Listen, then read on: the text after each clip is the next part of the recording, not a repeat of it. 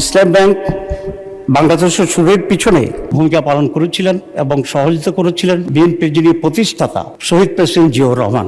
আমরা আশা করেছিলাম যে এই সরকার এসে সর্বপ্রথম বিদেশের যে টাকাগুলো আছে এছাড়াও নিয়ে চলে গেছিল সেগুলোকে ফেরত আনার জন্যই উদ্যোগ গ্রহণ করবে। আজকে যে বিষয়টি এখানে উত্থাপিত হয়েছে এবং আলোচনা হচ্ছে, এটা অত্যন্ত একটি গুরুত্বপূর্ণ বিষয় বাংলাদেশের জন্য, বাংলাদেশের ইকোনমির জন্য।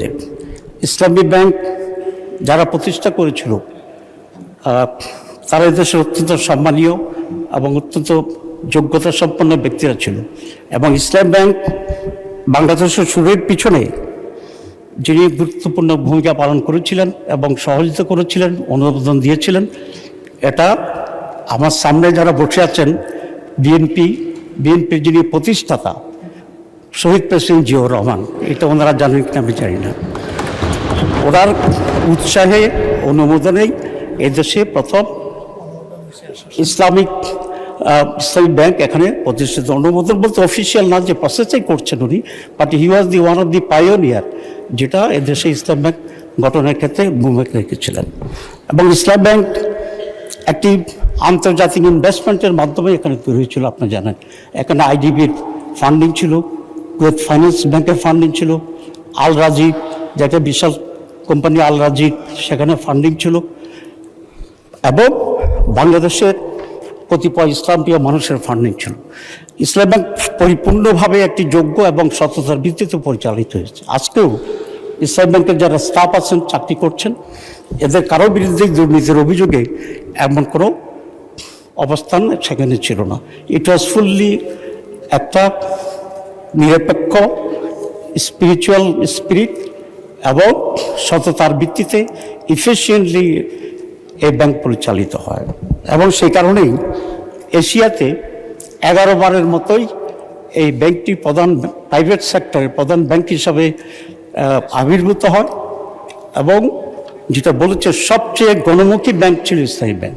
3 কোটি গ্রাহক, আমার ধারণা জানি না একজাক্টলি এই পরিমাণ গ্রাহক আর কোনো ব্যাংকে আছে বলে আমি মনে করি না।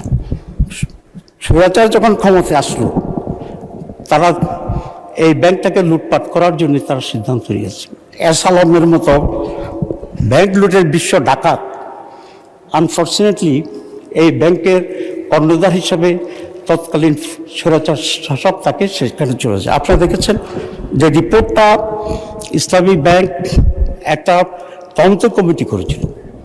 সেই তদন্ত কমিটিতে যে রিপোর্ট এখন ব্যাংকে আছে, ব্যাংকের কর্তারা জানেন যে 26টার মতো বিভিন্ন প্রতিষ্ঠান, ভুয়া প্রতিষ্ঠান তৈরি করে তাদের নামে এই ব্যাংক লোনটা নিয়ে যাওয়া হয়েছিল। এটা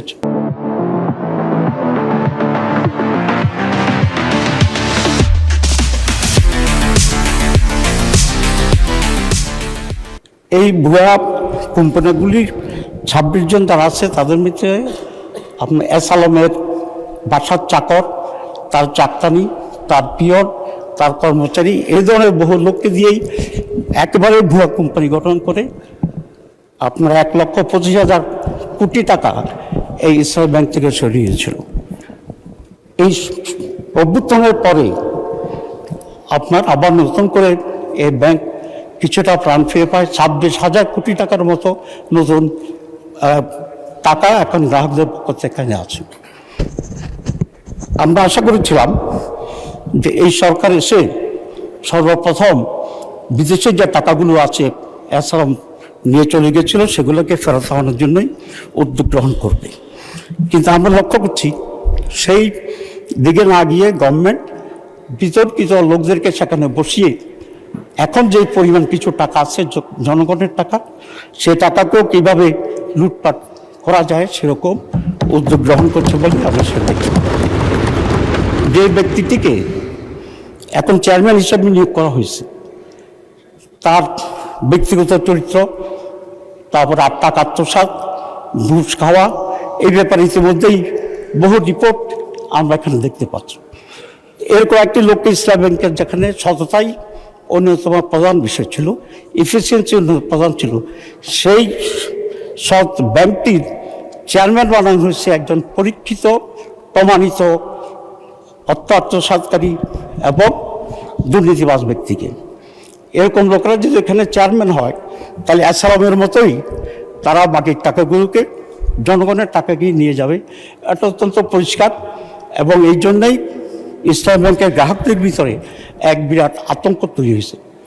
মাননীয় স্পিকার, আজকে ইসলামী ব্যাংকের যে টাকা, এ টাকাগুলো কাদের? এখানকার সহজ মানুষের এবং যারা ইসলামিক অর্থনীতিতে বিশ্বাস করে, এটা তাদের টাকা। সুতরাং এই টাকার ব্যাপারে আমাদের অবশ্যই কনসার্ন আছে। সেখানে আমি একজন গ্রাহক, আমি একজন ডিপোজিটার আছি সেখানে, এবং এখানে যে যারা আছে তারা, এবং ওই সাইডে অনেকেই আসেন নিশ্চয়ই, যারা ইসলামী ব্যাংকের সাথে ব্যবসা করছেন এবং তারা কমফোর্টেবলি ব্যবসা করতে যাচ্ছেন। এখন একটি সরকারের লক্ষ্য হওয়া উচিত কি? একটি সরকার লক্ষ্য হওয়া উচিত যে এ সমস্ত প্রতিষ্ঠানগুলো যাতে অধিকতর সুন্দর এবং সুচারুভাবে পরিচালিত হয়, সেই জন্য চেষ্টা গ্রহণ করা। কিন্তু আমরা দেখছি এই সরকার আসার পরে যে পরিবর্তনটা ব্যাংকে নিয়ে আসা হচ্ছে, এটা একেবারেই একটি নেগেটিভ অ্যাটিটিউড আমরা দেখছি, এবং অন্যায় করে অসৎ লোকদেরকে দেওয়া হয়েছে। আমরা এটা জানতে চাই যে জুবাইদুর রহমান সাহেবকে চেয়ারম্যান করার পরে এখন যে ওমর ফারুক যে তার এমডি ছিল, এই দুজনের নেতৃত্বে ব্যাংকটি আবার কিছুটা হলে স্বাভাবিকতা ফিরে পাচ্ছিল।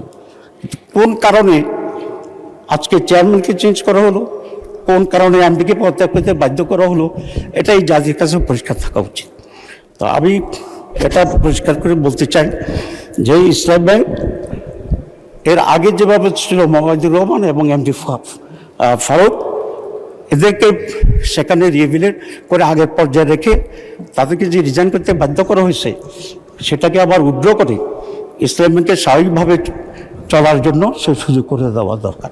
আর যদি সেটা না হয় তাহলে গ্রাহকের টাকা গ্রাহকদের বিরুদ্ধে আন্দোলন করবে।